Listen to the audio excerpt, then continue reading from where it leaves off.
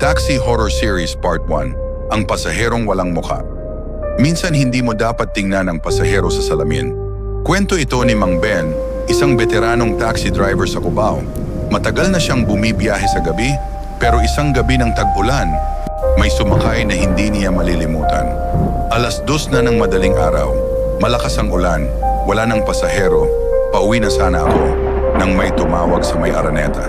Babaeng nakaitim, basang-basa, umupo sa likod. Manong sa San Mateo po. Hindi siya makatingin sa akin. Nakayuko lang.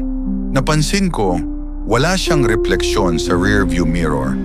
Lahat ng daan ay tila umuulit, paulit-ulit, parang pabalik-balik kami sa parehong kanto. Biglang sumigaw siya, diretso lang, pero hindi ko na siya kita sa rearview. Sabi ng matanda sa paradahan, kapag may sumakay na hindi mo kita ang mukha, huwag kang lilingon kahit anong mangyari.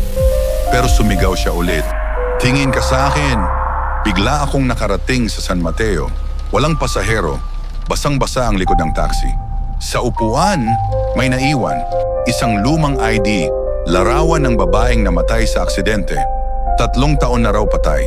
Hindi lahat ng biyahe ay may destinasyon. Minsan, hatid mo ang patay.